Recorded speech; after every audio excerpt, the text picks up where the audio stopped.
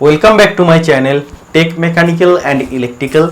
आज मैं डिस्कस करूंगा MPPGCL Madhya Pradesh power generating company limited का प्रीवियस ईयर क्वेश्चन पेपर, जिसका CBT एग्जामिनेशन कंडक्ट हुआ था 4 नवंबर 2019। थर्ड शिफ्ट में एग्जामिनेशन कंडक्ट हुआ था और इसी का पेपर का डिस्कशन मैं करने वाला हूं।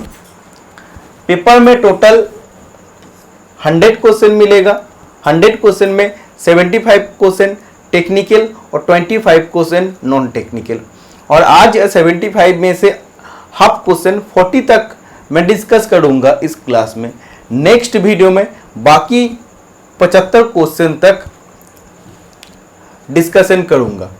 तो अब देखिए, प्लांट असिस्टेंट मैकेनिकल का ये ऑफिशियल क्वेश्चन पेपर है, 2019 का है। और इसका बाद और एक पेपर भी अवेलेबल है 2018 का, उसी का भी पेपर मैं डिस्कस करूंगा मेरा यूट्यूब चैनल पर। पूरा वीडियो देखिए, वीडियो आपके लिए बहुत हेल्पफुल होगा और इससे आप लोगों को एक आइडिया भी मिलेगा कि किस लेवल का क्वेश्चन इसमें एग्जैक्टली पूछा जाता है। आज का क्लास का first question, which of the following friction occurs in an unlubricated journal bearing. चिकनाई रहित सामान्य बियरिंग में निम्नलिखित में से किस प्रकार के घर्षण उत्पन्न होता है। अनलुब्रिकेटेड जर्नल बियरिंग में किस प्रकार के फ्रिक्शन जनरेट होता है, ये आपको पूछा जा रहा है। इसका राइट आंसर हो जाएगा ड्राई फ्रिक्शन।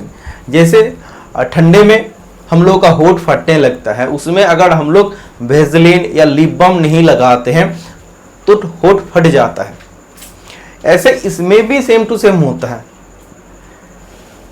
जो हम लोग का होठ है वो सोचिए आप लोग का जर्नल बियरिंग है, और आपका जो लिप बाम है वो आपका लुब्रिकेंट है, वो आप यूज करते हैं, इसीलिए वो आपका नरम रहता है। अगर आप लुब्रिकेंट यूज नहीं करते होठ पर, वो आपका सूखा हुआ रहता है और उसमें आपका होठ फटने लगता है। इसमें भी सेम होता है। जो भी अनलुब्रिकेटेड जर्नल बियरिंग है, मतलब जो आपका जर्नल बियरिंग है, उसमें हम लोग बिल्कुल भी लुब्रिकेशन का यूज नहीं कर रहे हैं। लुब्रिकेशन नहीं है मतलब आपका क्या होगा, उसमें फ्रिक्शन तो होगा ही। फ्रिक्शन का कमी लुब्रिकेंट का कमी होता है फ्रिक्शन को कम करना। तो उधर अगर आप बिल्कुल भी लुब्रिकेंट यूज नहीं कर रहे तो उसमें तो सूखे फ्रिक्शन तो होगा ही ना। जैसे हम लोग का होठ फटता, होठ सूख जाता है और होठ फटने लगता है, इसमें भी आपका ड्राई फ्रिक्शन होगा। Okay, next question number 2, a process chart shows the. एक प्रोसेस चार्ट क्या इंडिकेट करता है। देखो, प्रोसेस चार्ट नाम से आपको पता चल रहा है, इसमें प्रोसेस का एक चार्ट दिया जाता है, एक ग्राफिकल रिप्रेजेंटेशन। मतलब एक ग्राफिकल रिप्रेजेंटेशन से आपको बताया जाता है कि आपको किसी भी वर्कपीस को तैयार करना है, तो वो ग्राफिकल रिप्रेजेंटेशन से आपको बताया जाता है कि आप क्या क्या प्रोसीजर फॉलो करके इसको बना रहे हैं। ठीक है, तो ये जो आपका ग्राफिकल रिप्रेजेंटेशन है, जिससे आपको पूरा पता चलता है इसको मैन्युफैक्चरिंग हम लोग कैसे किया है, इसका जो प्रोसेस है मैन्युफैक्चरिंग प्रोसेस पूरा पता चलता है। इसी को कहते हैं प्रोसेस चार्ट। इसीलिए इधर देखिए, ये प्रोसेस चार्ट शोज दैट। तो एक प्रोसेस चार्ट होता है ग्राफिकल रिप्रेजेंटेशन, जिससे सीक्वेंस ऑफ ऑपरेशन हम लोग को मालूम पड़ता है। तो कोई भी ग्राफिकल रिप्रेजेंटेशन, उसमें सोचिए इधर आपको सबसे पहले बोला ड्रिलिंग करना है, फिर आपको बोला है रिमिंग करना है, फिर आपको बोला है टैपिंग करना है, फिर सोचिए आपको और कुछ करना है, ट्रीटमेंट करना है, कुछ भी मैं आपको जस्ट बोल रहा हूँ। तो एक का बाद एक जो आपको ग्राफिकल रिप्रेजेंटेशन है, इससे आपको पता चलता है कि आप वर्कपीस को कैसे मैन्युफैक्चरिंग किया है, वर्कपीस को बनाने के लिए आप क्या क्या ऑपरेशन को फॉलो किया है। तो ये आपको पता चलता है प्रोसेस चार्ट से। Next question number 3, which of the following provides smooth bearing surface between the nut and the part where it is used. निम्नलिखित में कौन नट और जिस भाग में इसका उपयोग किया जाता है उसके बीच चिकना बियरिंग पृष्ठ प्रदान करता है। मतलब वो कौन से एक पार्ट है जो किसी भी एक आपका वर्कपीस है और नाट है, उसी का बीच में स्मूथ बियरिंग सरफेस प्रोवाइड करता है। ये आपका वर्कपीस है और ये आपका नाट है। तो इन दोनों का बीच में स्मूथ बियरिंग सरफेस कौन प्रोवाइड करता है? राइट आंसर हो जाएगा वॉशर, क्योंकि वॉशर का काम होता है बियरिंग सरफेस प्रदान करना। देखिए a washer is a metal piece of circular disc with a drill hole at the centre. Washer क्या होता है? सर्कुलर डिस्क होता है एक मेटल पीस का जिसमें बीच में एक ड्रिल होल होता है।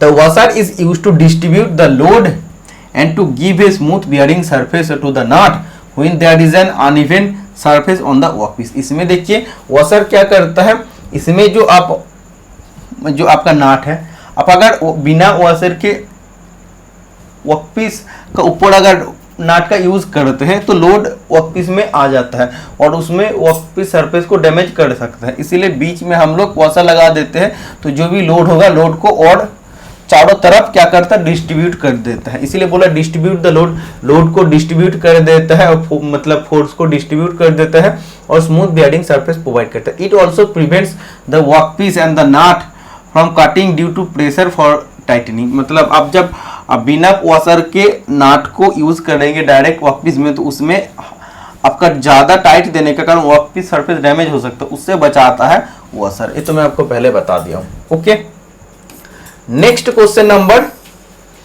4, observe the picture and the name of the type of foundation bolt. इसमें देखिए ये आपका किस टाइप ऑफ फाउंडेशन बोल्ट है, इसीलिए डायग्राम आपको पढ़ना मैंडेटरी है। ए लूज फाउंडेशन बोल्ट है।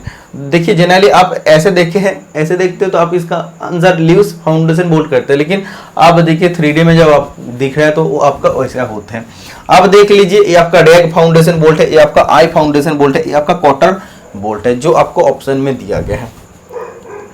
नेक्स्ट देखिए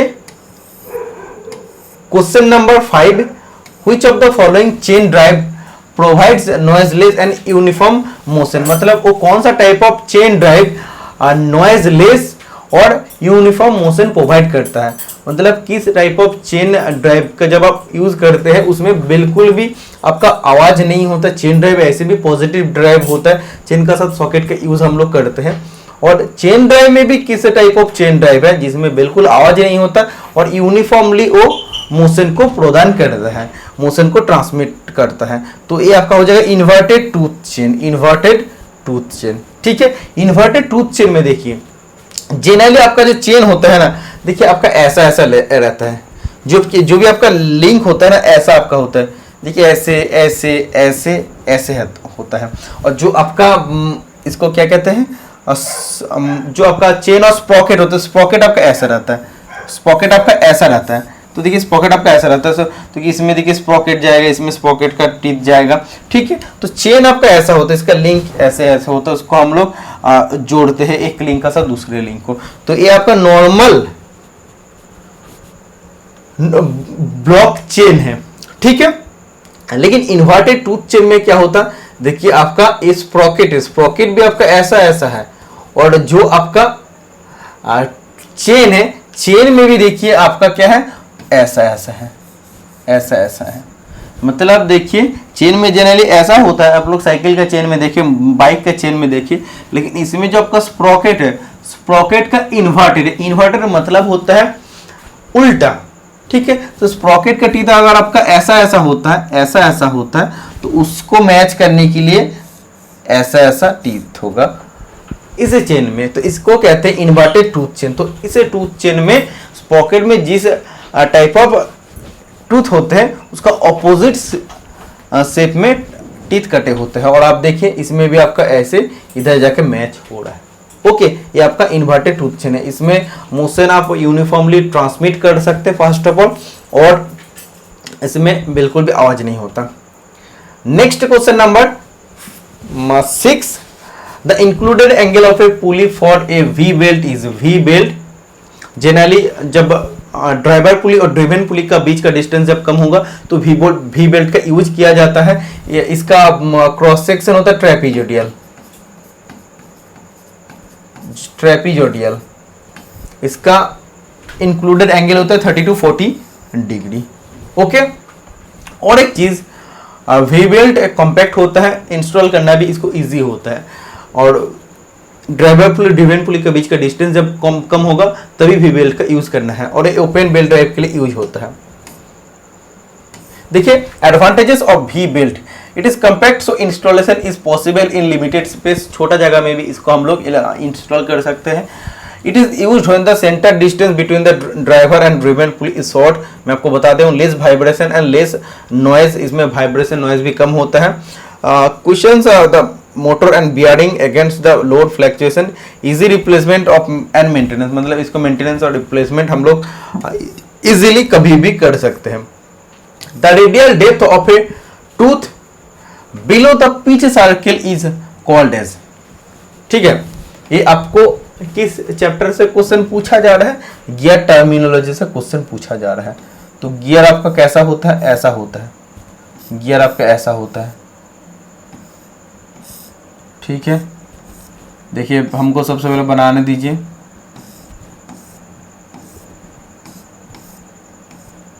ठीक है। तो इसमें देखिए, इसमें जो आपका अलग अलग कलर में यूज कर रहा हूं, ये जो एडेंडम बराबर जो सर्किल होता है इसको कहते हैं एडेंडम सर्किल, एडेंडम सर्किल। जो इसका डिडेंडम बराबर सर्किल होता है इसको कहते हैं डिडेंडम circle.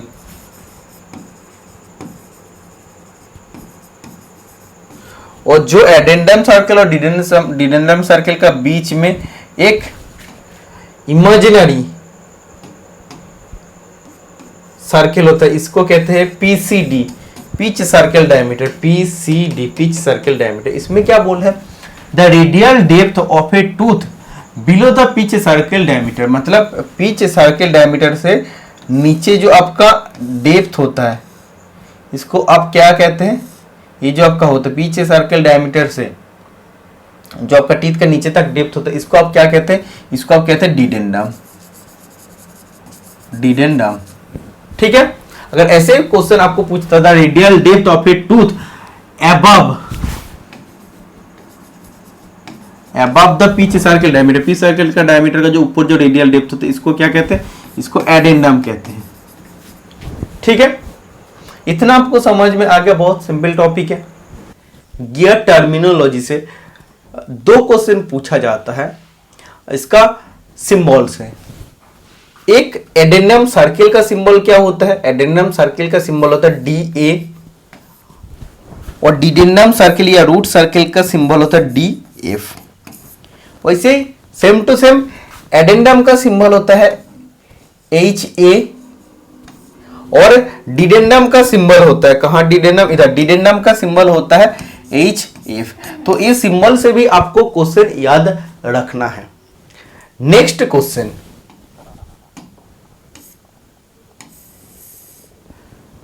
which of the following gears is used to transmit motion to non-parallel non-intersecting shaft?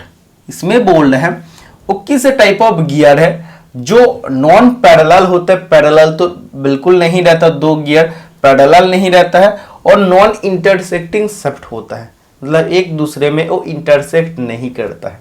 तो ये आपका राइट आंसर हो जाएगा worm gear. Worm gear generally हम लोग यूज करते हैं स्पीड रिडक्शन, हेवी या लार्ज स्पीड रिडक्शन पर्पस के लिए वर्म गियर को यूज किया जाता है, और इसका जो रेशियो होता है 40:1 होता है। मतलब ये अगर आपका एक बार घूमेगा, वर्म शेफ्ट अगर आपका 40 बार घूमेगा तो वर्म व्हील आपका एक बार घूमेगा। तो इसीलिए देखिए आपका वर्म शेफ्ट 40 बार घूमने पर आपको वर्म व्हील एक बार घूमता है, मतलब स्पीड आपका रिडक्शन हो रहा है ना। और एक चीज के लिए यूज होता है जब आपको पावर ट्रांसमिट 90 डिग्री एंगल पर करना पड़ेगा तब वर्म गियर यूज होता है। तो वर्म गियर में एक आपका वर्म शाफ्ट होता है और एक का वर्म गियर होता है, जो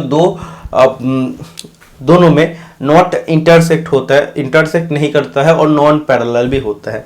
ओके, मतलब पैरेलल नहीं रहता एक दूसरे का। Next question number 9, the rim of the pulley of a flat belt drive is slightly crown to. Flat belt drive में उसके पुली का रिम पोर्शन क्यों क्राउंड किया जाता है? फ्लैट बेल ड्राइव में जो उसका पुली होता है उसका रिम पोर्शन, बीच वाला पोर्शन क्यों क्राउंड किया जाता है, थोड़ा सा कन्वेक्स क्यों किया जाता है? Prevent the belt from running of the पुली, मतलब पुली के ऊपर बेल्ट चलते टाइम पुली से बेल्ट गिर ना जाए, इसीलिए पुली का रिम पोर्शन को क्राउंड रखा जाता है। इसको कहा जाता है क्राउनिंग ऑफ पुली। ठीक है, तो क्राउन ऑफ पुली का मेन पर्पस होता है चलते टाइम, पावर ट्रांसमिशन करते टाइम पुली से बेल्ट स्लिप होके बाहर ना निकल जाए, इसीलिए क्राउनिंग किया जाता है। ऑप्शन नंबर ए बिल्कुल राइट आंसर हो जाएगा। बहुत सिंपल क्वेश्चन, ये तो आप लोगों के लिए कॉमन क्वेश्चन है। 10 number question, which of the following is used to make a branch right angle to the main line in pipe fitting. देखिए, पाइप फिटिंग में मुख्य लाइन में समकोण बनाते हुए एक शाखा बनाने के लिए निम्नलिखित में से किसका उपयोग किया जाता है? तो इसका राइट आंसर क्या हो जाएगा? इसका राइट आंसर हो जाएगा आपका टी। ठीक है, तो टी में क्या होता है? टी में आप पाइप को 90 डिग्री में क्या करता है, उसमें आप डिविएशन कर देता है। इसमें देखिए आप क्या कर रहे हैं, मेक ए ब्रांच कर रहे हैं, जिसमें आपका मेन जो आ रहा है उसको आप राइट एंगल में और दो पाइप में भेज देते हैं। ओके, इसीलिए बोला है कि पाइप फिटिंग में मुख्य लाइन में समकोण बनाते हुए एक शाखा बनाने के लिए निम्नलिखित में किसका प्रयोग किया जाता है? तो टी राइट आंसर हो जाएगा। और जब आपको बोलता है कि 4 पाइप लगाने के लिए कौन सा पाइप फिटिंग इक्विपमेंट यूज होता है, तब आपको क्रॉस राइट आंसर करके आना है। Next question number 11, fire due to electricity is a, तो इलेक्ट्रिसिटी के कारण जो आग लगते हैं वो किस कैटेगरी में आता है? तो ये आपका क्लास सी नहीं होगा, ये आपका बिल्कुल गलती है, वो एक्चुअली क्लास डी फायर में आपका आएगा। तो इस पे आपको ऑब्जेक्शन करना था, तो ये तो पार हो गया है। देखिए, क्लास ए फायर ये आपका सॉलिड चीज से जब आग लगता है, जैसे कपड़ा, लकड़ी, कागज से जब आग लगता है, क्लास ए कैटेगरी में आता है। जब किसी लिक्विड से, जैसे gasoline, petroleum, diesel, petrol, kerosene से आग लगता है, क्लास बी फायर में आता है। क्लास सी फायर जैसे किसी गैस होता है, किसी गैस से जब आग लगता है, क्लास सी कैटेगरी में आता है। और जब इलेक्ट्रिसिटी फायर होता है, इलेक्ट्रिसिटी फायर आपका क्लास डी कैटेगरी फायर में आता है। ओके, और देखिए जैसे cooking oil, vegetable oil, animal fat, vegetable fat, ये सब चीजें जब आग लगते तो क्लास के कैटेगरी में ओ क्या कहा जाता है? तो क्लास के कैटेगरी में आपका कुकिंग ऑयल, जैसे vegetable oil, animal fat, vegetable fat से जब आग लगते तो क्लास डी में आता है, सॉरी क्लास के में आता है। ठीक है, और क्लास डी में मैं आपको इलेक्ट्रिसिटी फायर भी बताया हूं। क्लास डी में और भी एक होता है, जैसे सोडियम होता है, मैग्नीशियम होता है, एल्यूमिनियम होता है, पोटेशियम होता है। इन सब चीजें जब आग लगता है उसको भी क्लास डी कैटेगरी में रखा जाता है। तो क्लास डी में इलेक्ट्रिसिटी आग भी होता है, और sodium, potassium, magnesium, calcium, aluminium, इन सब चीजें जब आग लगता है तो वो आपका क्लास डी में भी जाता है। ओके, तो इन सब चीज को आपको ध्यान रखना है, सभी मैं आपको एक साथ बता दिया हूं। Next question number 12, the melting point of aluminium is, aluminium का गलनांक बिंदु होता है 659 से 660 degree centigrade. Option number B right answer हो जाएगा। Next question number 13, the process used for galvanising small intricate parts placed in a container filled with zinc powder followed by heating is known as. इसमें देखिए zinc powder से भरे container में लगे छोटे जटिल भागों को गर्म करने के बाद जस्ता चराने ब्रैकेट में गैल्वेनाइजिंग के लिए उपयोग की जाने वाली प्रक्रिया किस नाम से जानी जाती है? इसमें देखिए ये जो प्रोसेस है ये आपका सेरेडाइजिंग प्रोसेस है। सेरेडाइजिंग प्रोसेस में हम लोग जिंक का यूज करके जिंक का कोटिंग बना देते हैं किसी भी आपका वर्कपीस में। और एक हम लोग कोटिंग जनरली किसी लिए देते हैं कि ताकि उसमें कोरोजन रेजिस्टेंट सरफेस बना सके हम। तो सेरेडाइजिंग प्रोसेस में एक्चुअली होता क्या है, in this process the workpiece are initially prepared by pickling, acid pickling और ग्रीट ब्लास्टिंग। जो भी आपका वर्कपीस है सबसे पहले उसको हम लोग एसिड पिकलिंग मतलब केमिकल मेथड से उसको क्लीनिंग करते हैं, या अदरवाइज मैकेनिकल मेथड जैसे ग्रीट ब्लास्टिंग करके हम लोग उसका सरफेस को क्लीन करते हैं। क्योंकि कोटिंग चराने के लिए उसका जो ऊपर में जो भी लेयर है, स्केल्स है, रस्ट है, ऑयल्स है, उसको तो हटाना पड़ेगा। इसीलिए केमिकल मेथड एसिड पिकलिंग से, otherwise mechanical method greet blasting से उसको सबसे पहले उसका सरफेस को साफ कर लेते हैं। Then they are placed in a rotating steel barrel containing zinc powder. उसके बाद हम लोग क्या करते हैं, उसी वर्कपीस को घूमता हुआ एक स्टील बैरल का अंदर हम लोग डाल देते हैं। रोटेटिंग हो रहा है, ऐसा स्टील बैरल का अंदर हम लोग डाल देते हैं जिंक, जिसमें जिंक पाउडर है। Heated to a temperature of 370 degree centigrade, इसको 370 डिग्री सेंटीग्रेड में हीट करते हैं। The time taken for the coating depends on the thickness of the coating.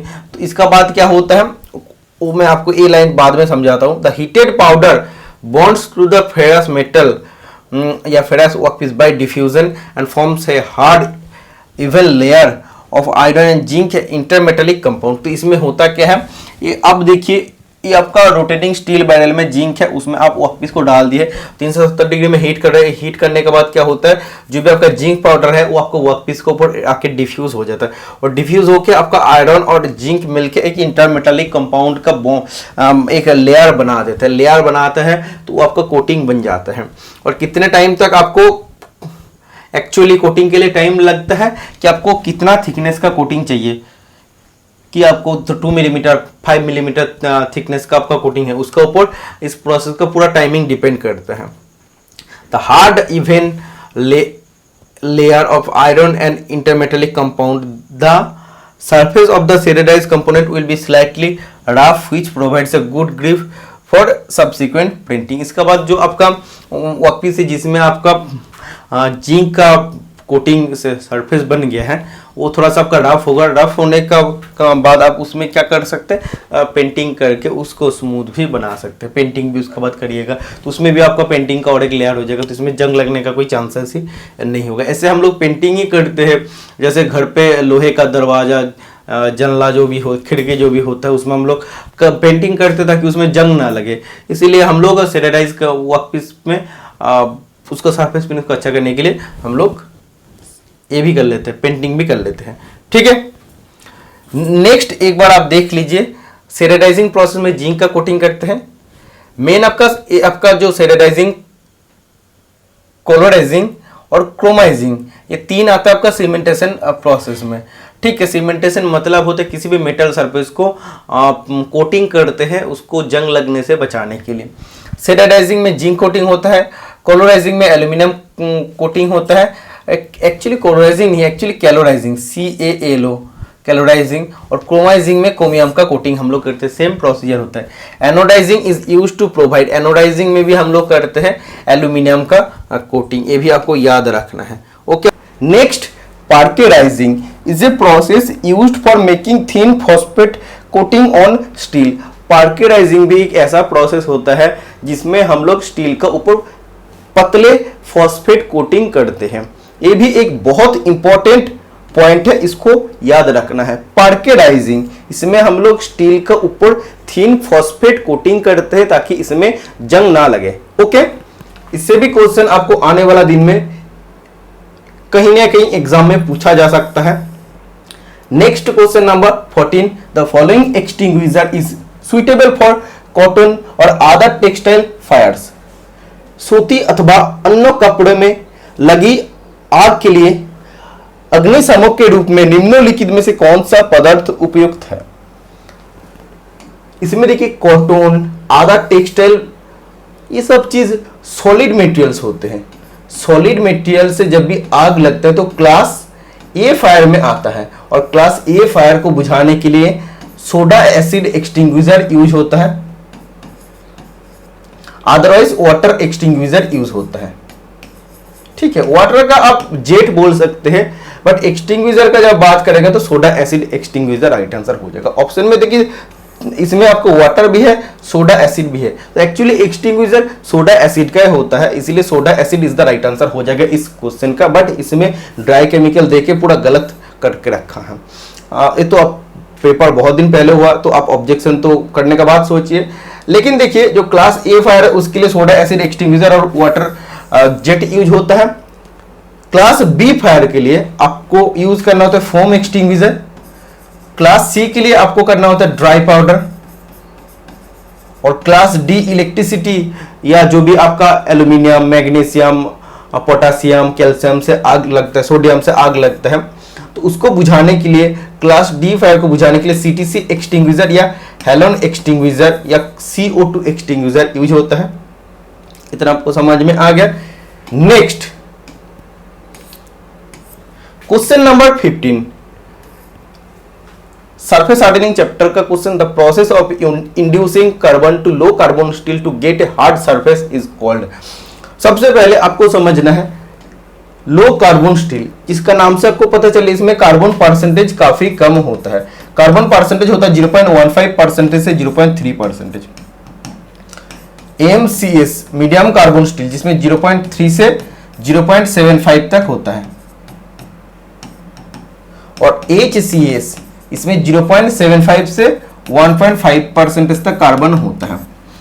इसमें देखिए कार्बन कंटेंट ज्यादा है इसीलिए हाई, मीडियम है इसीलिए मीडियम, और इसमें कार्बन परसेंटेज कम होता है इसलिए लो कार्बन स्टील है। जिसमें कार्बन परसेंटेज कम होता है वो सॉफ्ट होता है, और जिसमें कार्बन परसेंटेज ज्यादा है उतना ज्यादा वो हार्ड होता है, उतना ज्यादा कठोर होता है। तो इसमें हाई कार्बन स्टील ज्यादा हार्ड होगा, लो कार्बन स्टील सॉफ्ट होता है। लो कार्बन स्टील को हम लोग माइल्ड स्टील का नाम में जानते हैं, जिसको हम लोग हिंदी में मृदु इस्पात कहते हैं। ठीक है, जब भी आप किसी भी कंपोनेंट को जब आप माइल्ड स्टील से बनाते हैं तो एक कंपोनेंट आपका ज्यादा दिन तक टिकता नहीं है। सोचिए किसी गेज आप बना लिए हैं, गेज से आप क्या करेंगे, होल या किसी शेफ्ट को चेकिंग करते रहेंगे, लंबे टाइम तक यूज करने के बाद धीरे धीरे क्या होता है, घिस जाता है, क्योंकि ये तो खुद सॉफ्ट है। जो भी नरम आदमी होता है ना, उसके ऊपर सबसे ज्यादा बोझ आता है, जो कोई भी आता है सब उसका ऊपर प्रेशर डाल देता है, सब उसको मारने का पीटने का कोशिश करता है, और वो कमजोर होता है इसीलिए वो सब कुछ सहन नहीं कर पाता। कुछ कुछ स्टूडेंट ऐसा भी होता है, देखना कॉलेज में जब आप लोग रहते हैं रैगिंग होता है, अगर कोई वैसे कोई नरम मन के स्टूडेंट है और थोड़ा संत स्वभाव के स्टूडेंट है, उसका ऊपर डेली डेली रैगिंग होते जाए, घर पे भी नहीं बता पा रहे तो कभी कभी सुसाइड कर लेते हैं। तो इसमें भी सेम टू सेम, इसमें भी ये नरम होता है इसीलिए इसका ऊपर जब भी खरोच वगैरह आता है, स्क्रैच आता है, तो ये धीरे धीरे क्या होता है, घिस जाता है, धीरे धीरे वो घिस जाता है। तो वो कंपोनेंट आपका क्या होगा, ज्यादा दिन तक टिकेगा नहीं है। इसीलिए हम लोग क्या करते हैं, हम लोग उसी कंपोनेंट का सरफेस को हार्ड कर देते हैं, क्योंकि सबसे ज्यादा चोट वगैरह स्क्रैच वगैरह घिसना कहां से होता है, सरफेस से होता है। तो सरफेस को अगर हार्ड कर देते हैं तो उसमें क्या होगा, उसमें कोई खरोच नहीं आएगा, घिसने का कोई चांस नहीं रहेगा। जैसे आप जितना ज्यादा शांत रहेंगे आपका ऊपर उतना ज्यादा लोग प्रेशर डालते रहेगा, उतना आपका ऊपर रैगिंग करते रहेगा। आप थोड़ा सा भी स्मार्ट होने का कोशिश करेंगे कि करके दिखाओ तो या मैं भी कर लूंगा, देख लूंगा, ऐसे बाहर से अगर तुम दिखाते हो ना कि मैं हार्ड हूं बहुत ज्यादा, तो उसमें आपका कोई भी नुकसान नहीं होगा, सब आपसे डरेगा। इसमें भी ये सरफेस में भी देखिए, ये सरफेस आपका अगर हार्ड हो जाएगा तो कंपोनेंट बहुत लंबे टाइम तक टिकेगा, क्योंकि इसमें कोई भी स्क्रैच वगैरह या कोई भी घिसने का कोई चांसेस नहीं होगा। इसीलिए जो भी लो कार्बन स्टील या माइल्ड स्टील से बने कंपोनेंट है उसका सरफेस को सिर्फ हम लोग हार्ड बनाते हैं, लेकिन उसका जो अंदर वाला पोर्शन है वो तो डरपोक ही रह जाता है, वो तो नरम ही रह जाता है। जो स्टूडेंट को मैं बोला कि थोड़ा सा उसको दिखाना पड़ेगा मैं बहुत ज्यादा ताकतवर हूं या मैं भी कर सकता हूं, लेकिन अंदर से तो डरपोक है। इसमें भी इसका एक्सटर्नल सरफेस को सिर्फ हम लोग हार्ड बनाएंगे, लेकिन अंदर में क्या रहेगा, वो नरम ही रहेगा।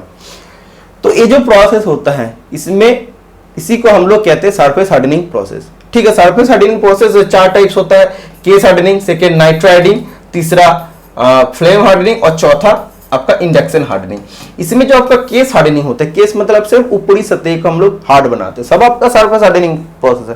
केस मतलब होता है मोबाइल केस बोलते हैं, तो उसका सिर्फ आउटर सरफेस को हार्ड बनाते हैं, केस हार्डनिंग नाम से आपको पता चला है। इसमें हम लोग सबसे पहले क्या करते हैं, ये जो आपका कंपोनेंट, सोचिए ये आपका कंपोनेंट, इसमें हम लोग सबसे पहले कार्बन ऐड करते हैं। इसका कार्बन परसेंटेज आपका कितना होगा, 0.15%। तो इसका सरफेस में हम लोग कार्बन ऐड करते हैं, और कार्बन ऐड करके कितना कार्बन में लेके जाते हैं, 0.9% तक कार्बन में इसको हम लोग लेके जाते हैं। तो ये जो कार्बन ऐड करते हैं हम लोग सरफेस में, कार्बन जो हम लोग इसमें ऐड कर रहे हैं, इंड्यूस कर रहे हैं, इसी प्रोसेस को कहते हैं कार्बोडाइजिंग, जो आपको क्वेश्चन में पूछा है। और ये जो कार्बोडाइजिंग आपका हो गया, कार्बन ऐड होने के बाद हम लोग क्या करते हैं, हीट ट्रीटमेंट करते हैं, और हीट ट्रीटमेंट करने के बाद क्या होता है, इसका सरफेस हार्ड हो जाता है, और इसका जो कोर वाला पोर्शन है, मतलब अंदर पोर्शन है, वो सॉफ्ट ही रह जाता है। उसको रिफाइन कर लेते हैं और वो हीट ट्रीटमेंट करने के बाद रिफाइन होकर वो सॉफ्ट ही रह जाता है। तो ये जो आपका पूरा प्रोसेस है केस हार्डनिंग है, और केस हार्डनिंग में 2 स्टेप है। एक आपका कार्बोडाइजिंग, सबसे पहले कार्बन ऐड करना पड़ता है, उसका बाद आपको हीट ट्रीटमेंट करना पड़ता है। इतना आपको समझ में आ गया, इतना डिटेल में आपको कोई नहीं समझाएगा। Next question number 16, which of the following method is also known as air quenching.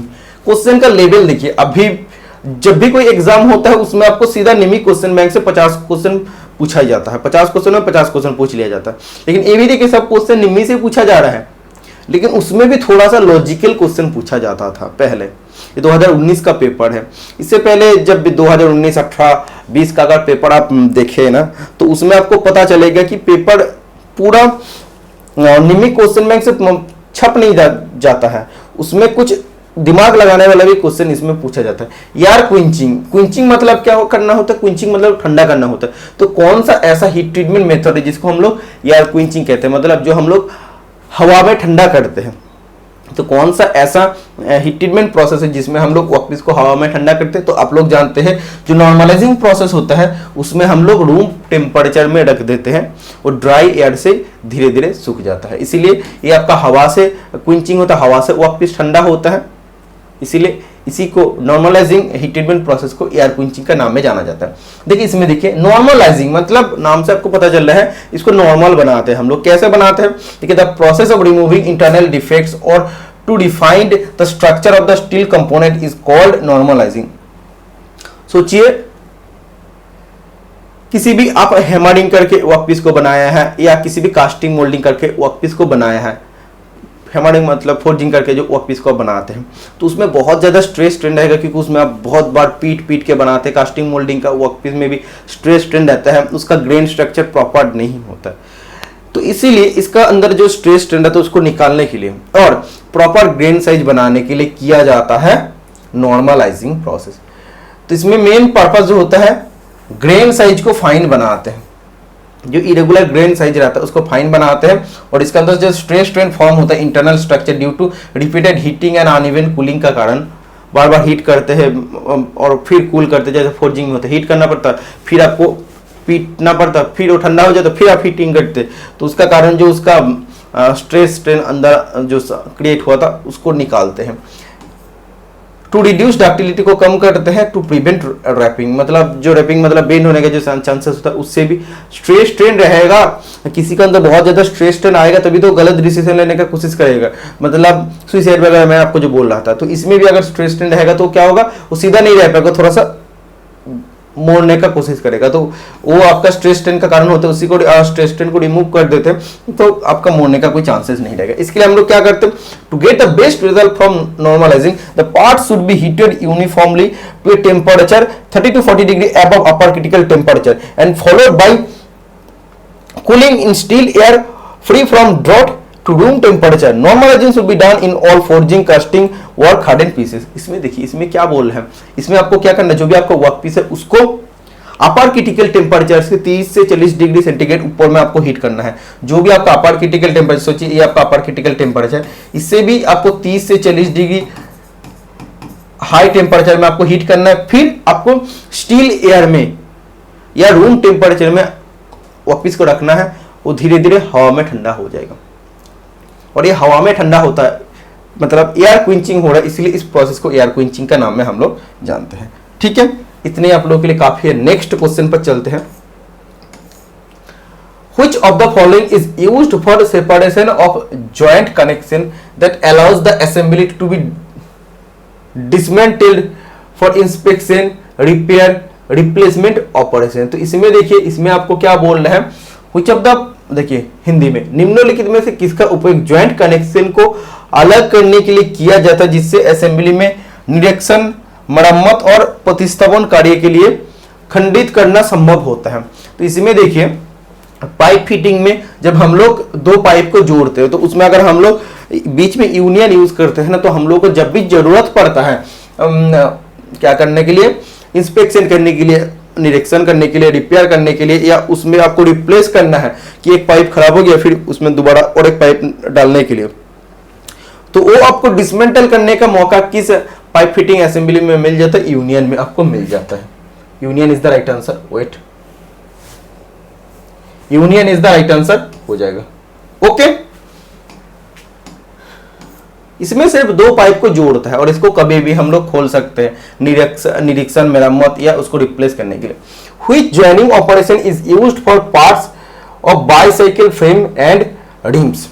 ये बहुत इंपॉर्टेंट क्वेश्चन है और एक लॉजिकल क्वेश्चन है, और आप सभी स्टूडेंट देखे भी होंगे।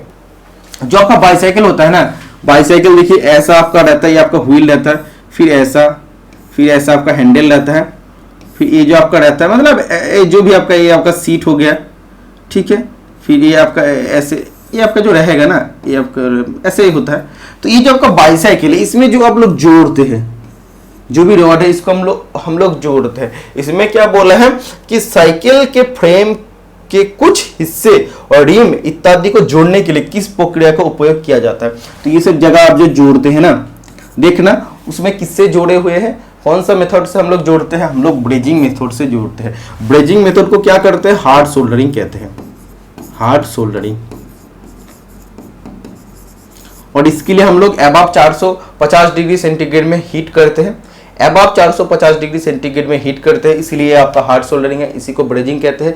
और जो बिलो 450 डिग्री सेंटीग्रेड में हीट करके हम लोग जोड़ने का प्रोसेस करते हैं उसी को कहते हैं सोल्डरिंग, सॉफ्ट सोल्डरिंग या सोल्डरिंग आप लोग कहते हैं। तो जो आपका ब्रेजिंग होता है, ब्रेजिंग में आप डिफरेंट मटेरियल को ज्वाइंट कर सकते हैं, और इसमें ब्रेजिंग में आपका जो ज्वाइंट होता है इसके लिए आपको यूज करना होता है एक फिलर रॉड, आपको एक एक्स्ट्रा फिलर रॉड यूज करना होता है, ठीक है। तो वो फिलर रॉड आपको यूज करना होता है जिसका मेल्टिंग पॉइंट होता है above 450 degree centigrade, but base metal का मेल्टिंग पॉइंट से कम होता है। तो फिलर मेटल आपका क्या होता है, इधर आके जम जाता है। तो देखना बाईसाइकिल का भी जहां जहां जोड़ है ना उधर आपका ब्रेजिंग किया हुआ रहता है, वो जो प्रोसेस ऑफ ब्रेजिंग करके हम लोग वो सब पार्ट को जोड़ते हैं। तो एक इंपॉर्टेंट क्वेश्चन है, बहुत सारा स्टूडेंट ये भी जानता भी था कि इसको हम लोग ब्रेजिंग करके जोड़ते हैं।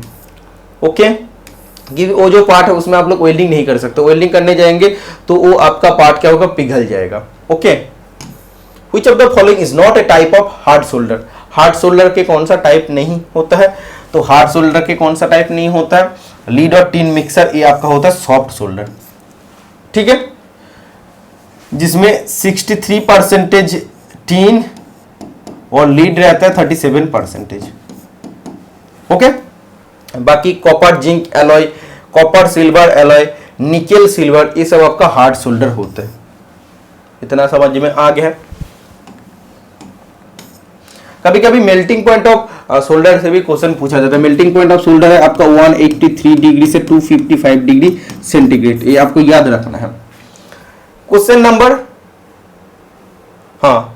20, tempering is the process of removing the property of. Tempering जो हीट ट्रीटमेंट प्रोसेस होता है इसमें हम लोग क्या करते हैं, इसमें जो भी आपका हार्डन वर्कपीस है, जो आपका वर्कपीस बहुत ज्यादा हार्ड बन गया है, उसमें ब्रिटलनेस प्रॉपर्टी बहुत आ जाता है, उसमें टफनेस को ऐड करना होता है। टफनेस हम लोग इंड्यूस करते हैं और उसका जो ब्रिटलनेस प्रॉपर्टी होता है उसको हम लोग कम करते हैं। ये करने के लिए आपको क्या करना पड़ता है, जो हार्डन वर्कपीस है उसको फिर से रीहीट करना पड़ता है, दोबारा हीट करना पड़ता है, 400 डिग्री सेंटीग्रेड के कम टेम्परेचर में हीट करते हैं और फिर उसको हम लोग ठंडा करते हैं।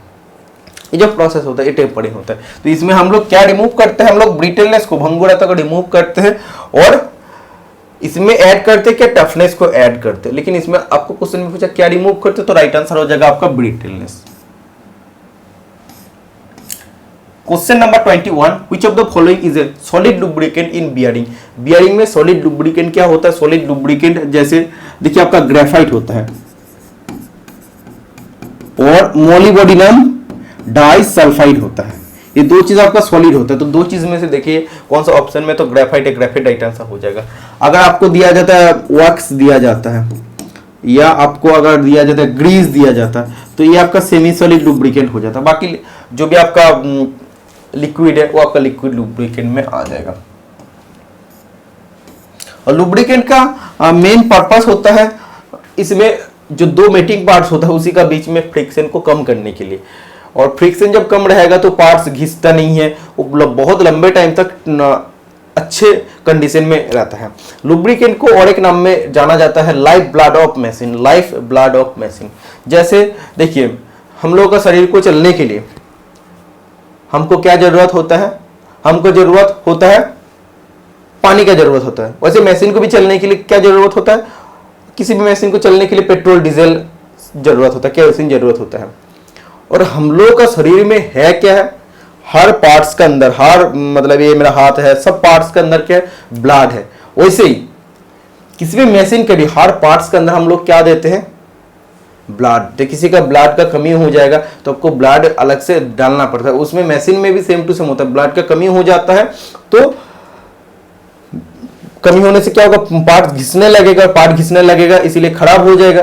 तो वैसे ही हम लोग क्या डाल देते हैं, ब्लड के रूप में हम लोग उसमें डाल देते हैं ग्रीस, तो उसमें फ्रिक्शन कम हो जाएगा और लाइफ, मशीन का लाइफ भी और बढ़ जाएगा और अच्छा से चलने लगेगा।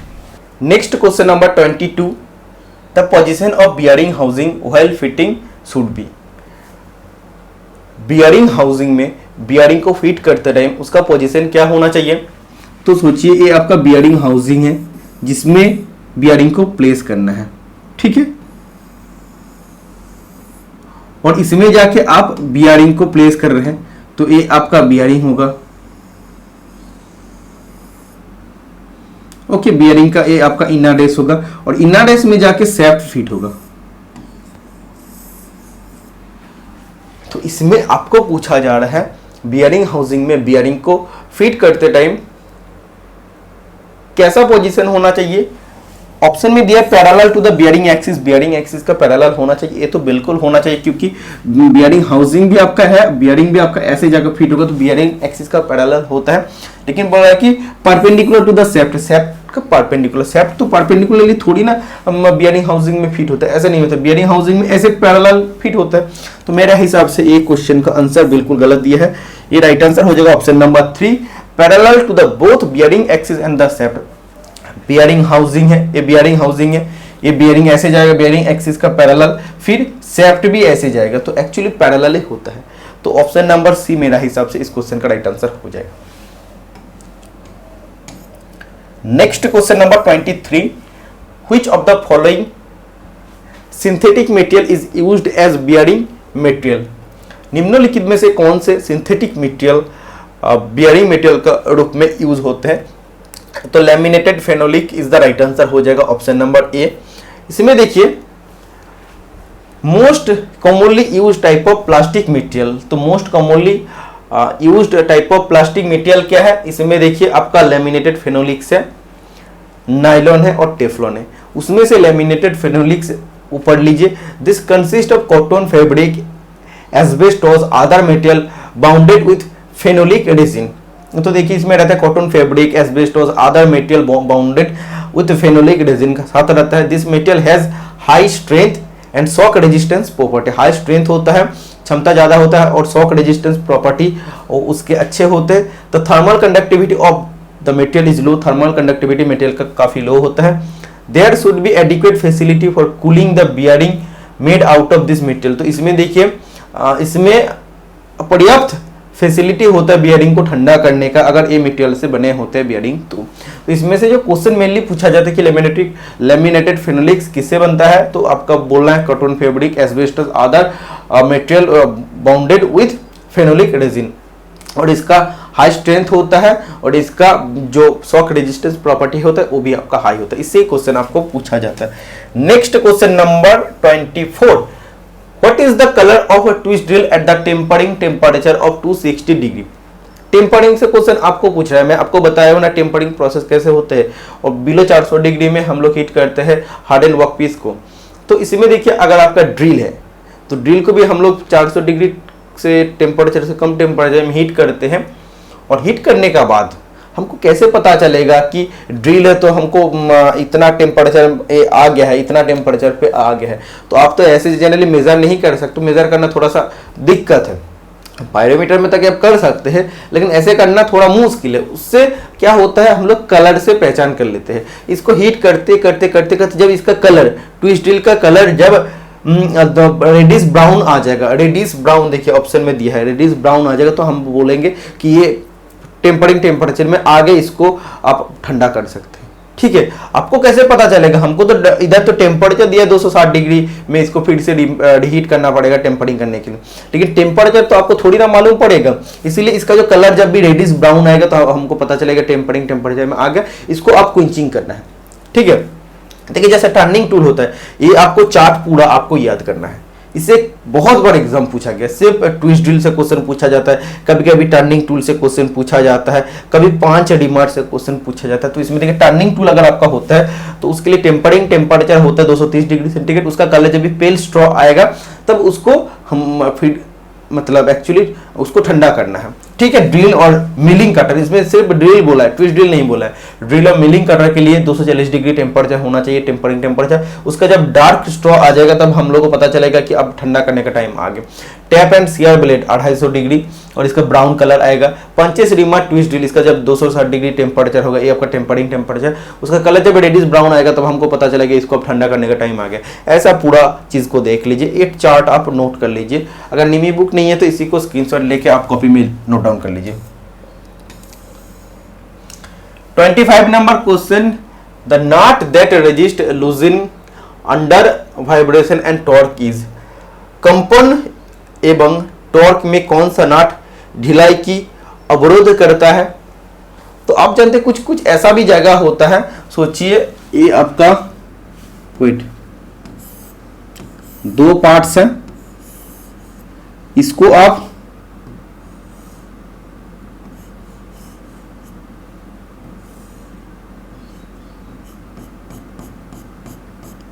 ये आपका बोल्ट है और इसमें अगर आप नाट यूज कर रहे हैं, नाट आपका ऐसे हो जाएगा, नाट आप यूज कर लिए हैं, ठीक है। तो ये असेंबली पार्ट में कंपन और टॉर्क होने का कारण क्या होता है, ये नाट कभी कभी ढीला हो जाता है। ये तो आप स्पैनर से टाइट कर दे, लेकिन कभी कभी ढीला पड़ जाता है, तो ढीला हो जाएगा तो असेंबली आपका लूज हो जाएगा। इसीलिए हम लोग क्या करते हैं, इसका बीच में और एक मीडियम यूज करते हैं जिसका नाम है लॉक नट। लॉक नट का काम ही होता है लॉक करना, इसको चेक नट भी कहते हैं, ठीक है। ये भी एक हेक्सागोनल नाट होता है, जैसे हम लोग इधर ऊपर में हेक्सागोनल नाट यूज किया, ये भी एक हेक्सागोनल नाट होता है। इसका थिकनेस सिर्फ कम होता है, थिकनेस नॉर्मल हेक्सागोनल नाट से कम होता है। उसका हम लोग क्या करते हैं, बीच में हम लोग यूज कर देते हैं। तो उसमें एक्चुअली होता क्या है, इसमें देखिए फिर से मैं इसको बना रहा हूं, एक बार देख लीजिए तो आपके लिए फायदा होगा।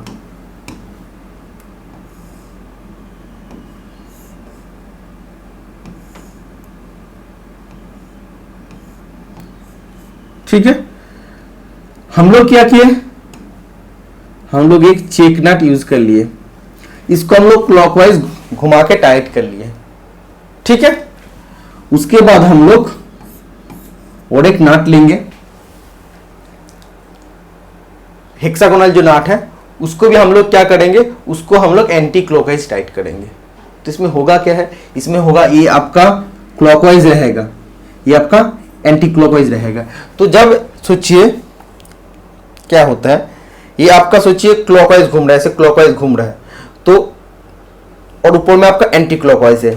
तो जब आपका नीचे वाला नाट चेक नाट या जो लॉक नाट है वो आपका ढीला होने का कोशिश करेगा, वो एंटी क्लॉकवाइज होने का कोशिश करेगा, तो इसको क्या करेगा, अपोजिटली घुमाएगा, इसको क्लॉकवाइज सब घुमाएगा, ठीक है। तो अपोजिट घूमेगा तो ये कभी भी ढीला नहीं होगा और ये कभी भी लूज नहीं होगा, ओके। तो इस नाट का नाम है लॉक नाट या check nut. 26 number question, which of the following is a surface finishing operation. Surface का फिनिशिंग करने का कौन सा ऑपरेशन होता है, लैपिंग होता है, होनिंग होता है। तो lapping is the right answer हो जाएगा। इससे 0.005 से 0.01 मिलीमीटर का इसमें एक्यूरेसी हम लोग को मिलता है। और लैपिंग में जो मेन चीज है, इससे हम लोग को N1 फिनिश रहता है, ठीक है, N1 फिनिश रहता है, ये चीज आपको याद रखना है।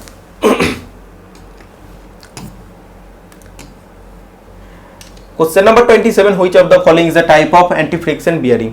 मतलब देखिए, एक आपका होता है फ्रिक्शन बियरिंग जिसमें फ्रिक्शन आपका होता है, और दूसरा आपका होता है एंटी फ्रिक्शन बियरिंग जिसमें फ्रिक्शन बिल्कुल नहीं होता है।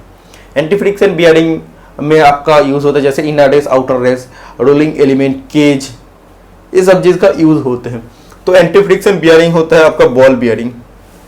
बाकी देखिए, ये split bearing, solid bearing, Bush bearing, ये सब फ्रिक्शन बियरिंग होता है जिसमें फ्रिक्शन होता है। लेकिन ball bearing, roller bearing, cylindrical roller bearing, needle bearing, ये सब होते हैं एंटी फ्रिक्शन बियरिंग।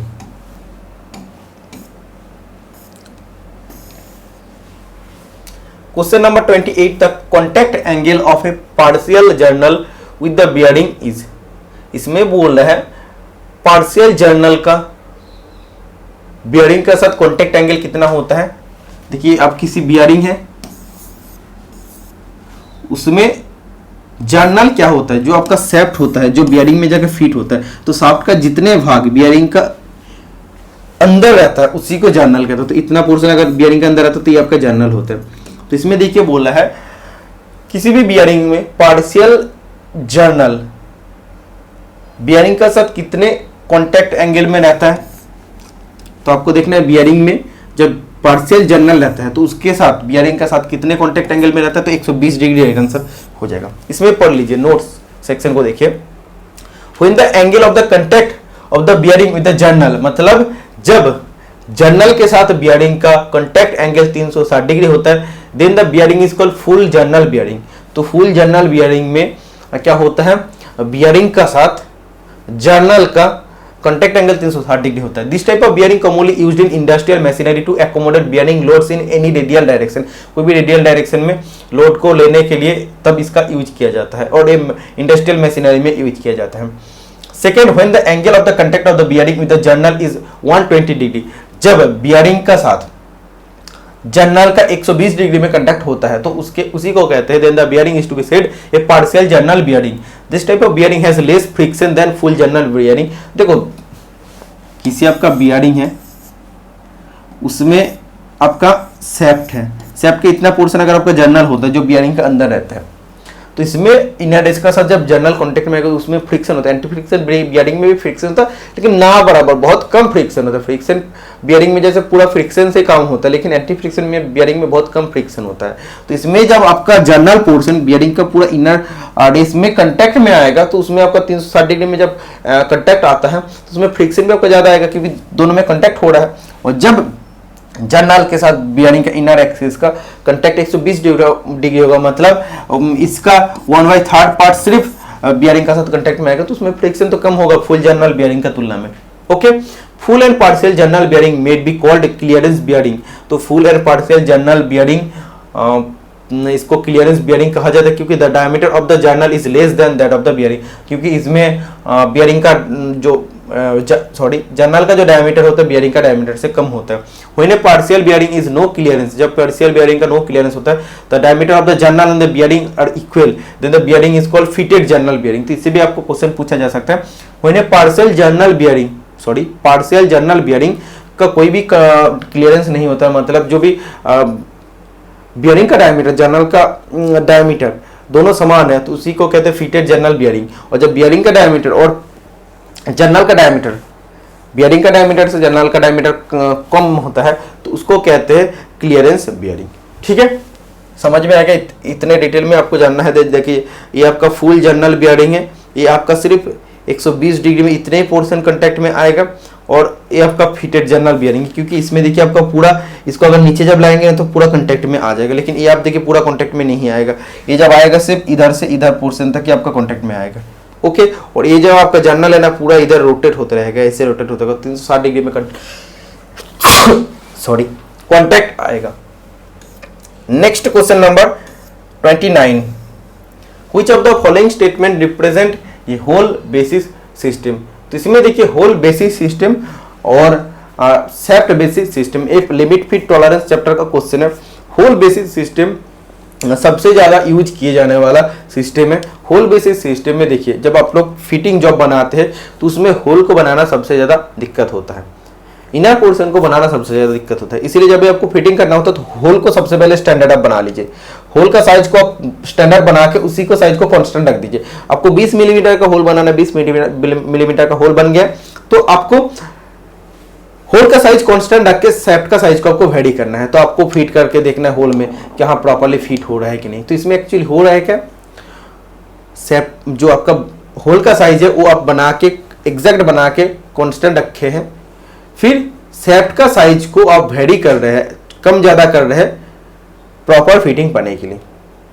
ठीक है, तो शाफ्ट का साइज को जब हम लोग वेरी करते हैं, होल का साइज को जब हम लोग कांस्टेंट रखते हैं तो इसी को कहते हैं होल बेसिस सिस्टम। इसका ऑपोजिट अगर देखते हैं शाफ्ट बेसिस सिस्टम, शाफ्ट का साइज को अगर आप 20 मिलीमीटर बना लिए, उसके बाद अगर आप शाफ्ट का साइज को कांस्टेंट रख के उसी साइज में अगर आप होल को बनाने चाहते हैं ना, फिट करके देखते हैं कि होल फिट हो रहा है कि नहीं, उस हिसाब से अगर आप लोग होल को बनाने चाहते हो तो काफी टाइम वेस्टिंग प्रोसेस है और इसमें आपका फिटिंग बिल्कुल अच्छा नहीं आएगा, आपका गलत फिटिंग आएगा। इसीलिए ऑलवेज रिकमेंड किया जाता है hole basis system is the best. तो इसमें होल बेसिस सिस्टम में आपका होल कांस्टेंट होता है, hole size is constant and the shaft size is varying. क्यों वेरी किया जाता है, कम ज्यादा क्यों किया जाता है, प्रॉपर फिट पाने के लिए। Okay, next question, screws are generally made of, screw generally किस धातु से बनाया जाता है, तो इसका राइट आंसर हो जाएगा स्टील। और स्क्रू रिलेटेड अगर आपको डिटेल में जानना है तो अभी मैं एक दिन पहले एक NFL का वीडियो पोस्ट किया हूं, उसमें मैं set screw, mashing screw, self tapping screw, thread cutting screw और ड्राइवर स्क्रू के बारे में डिटेल में डिस्कशन किया हूं। आप एक बार वो वीडियो देख लीजिएगा। मैं जब भी स्टडी रिलेटेड वीडियो पोस्ट करता हूं, पढ़ाने का वीडियो जब भी पोस्ट करता हूं, उसको आप मिस मत कीजिएगा।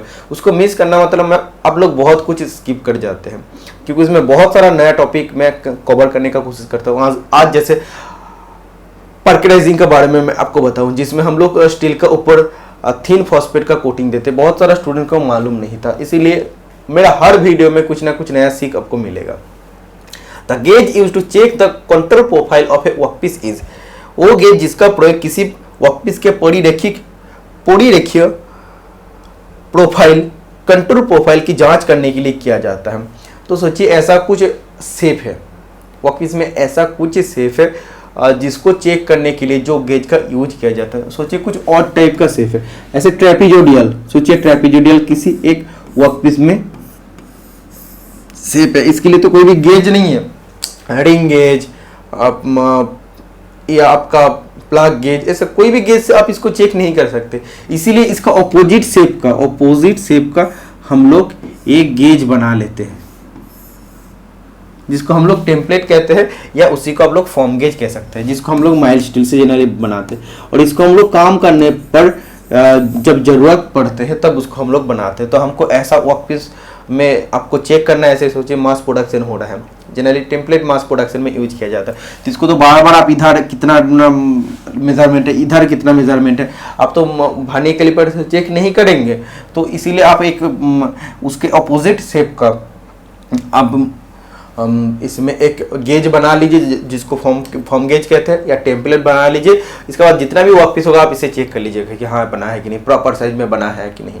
ओके, तो फॉर्म गेज राइट आंसर हो जाएगा। Next question number 32, which of the following grade of slip gauge is not specified by BIS। इसमें देखिए BIS द्वारा कौन सा स्लिप गेज का ग्रेड स्पेसिफाइड नहीं है। जैसे NFL का पेपर में मैं आप लोगों को एक अपडेट दिया हूं, उसमें स्लिप गेज का 3 टाइप में आपको बताया हूं, 3 ग्रेड बताया हूं। एक आपका 00, सेकेंड आपका 0 और एक आपका होता है 1। उसमें अभी जो नया फीटर का बुक है उसमें BIS का हिसाब से 3 ग्रेड है।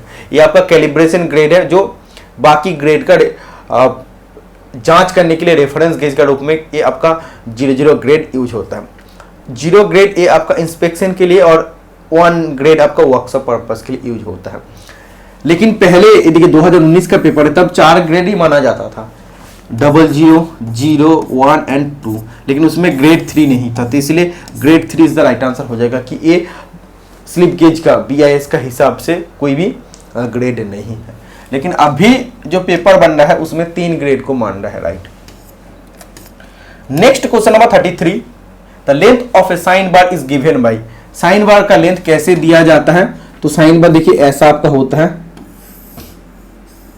तो इसमें जो 2 रोलर होता है, 2 रोलर का सेंटर टू सेंटर जो डिस्टेंस होता है उसे साइन बार का लेंथ स्पेसिफाइड किया जाता है। तो the distance between the centre of the rollers, मतलब जो 2 रोलर के सेंटर टू सेंटर डिस्टेंस है उससे साइन बार का लेंथ को लिया जाता है। इसमें एक बार आप पढ़ लीजिए, साइन बार रिलेटेड कुछ टॉपिक है।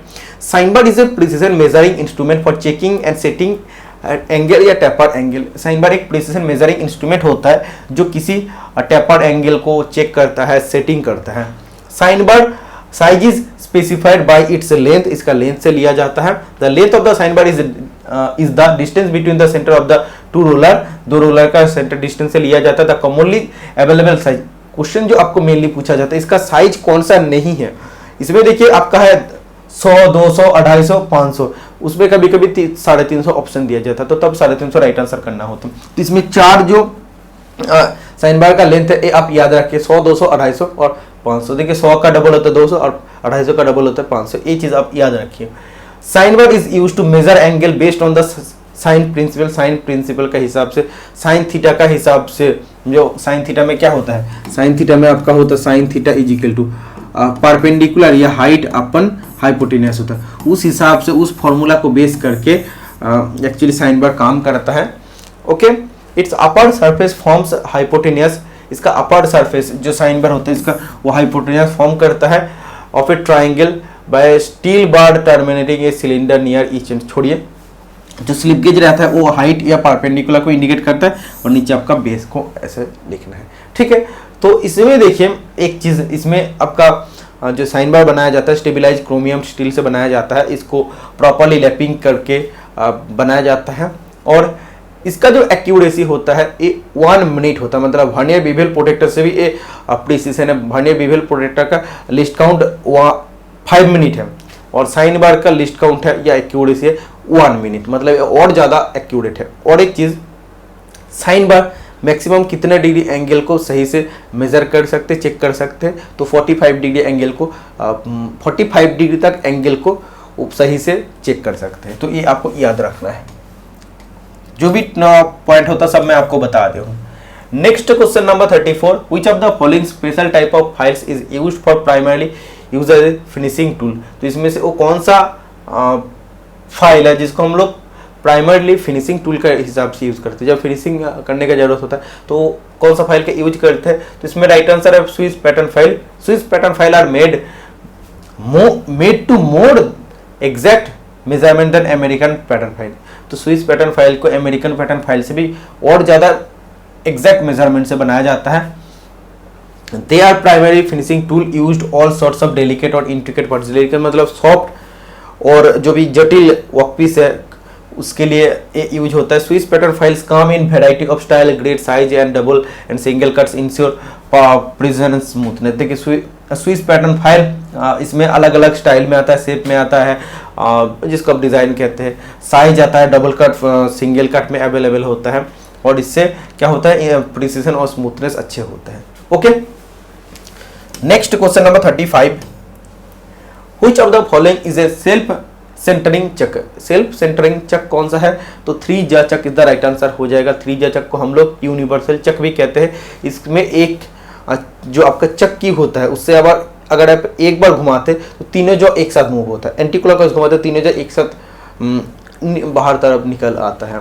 ठीक है, और इसको सेल्फ सेंटरिंग चक क्यों कहा जाता है, क्योंकि ऑटोमेटिकली वर्कपीस को सेंटर कर सकते हैं। इसमें सिर्फ रेगुलर शेप वर्कपीस ही होल्ड कर सकते हैं, जैसे क्या बोलते हैं उसको, राउंड शेप को वर्कपीस या हेक्सागोनल शेप वर्कपीस को हम लोग इससे पकड़ सकते हैं। ओके, और जो आपका 4 जो चक है उसी को इंडिपेंडेंट चक कहते हैं, क्योंकि इसका अलग अलग जो टोटल 4 जॉज है, 4 जॉज को अलग अलग हमको टाइट करना पड़ता है, लूज करना पड़ता है, तो इसको अलग अलग सेट करके वर्कपीस को एक्चुअली सेंटरिंग करना पड़ता है। इसीलिए सेंटरिंग करना 4 चक में डिफिकल्ट होता है, लेकिन प्रिसीजन कौन सा होता है, 4 चक प्रिसीजन होता है और इसका एक्यूरेसी मतलब लंबे टाइम तक ये टिकता भी है। 4 चक का एक्यूरेसी बहुत लंबे टाइम तक रहता है, लेकिन सेल्फ सेंटरिंग चक का एक्यूरेसी ज़्यादा दिन तक नहीं रहता है। और इसमें रहता है 3 चक, मतलब टोटल 3 जॉ रहता है और एक 2 जॉ का बीच का एंगल होता है 120 डिग्री और 4 चक में 2 जॉ का बीच का एंगल होता है 90 डिग्री।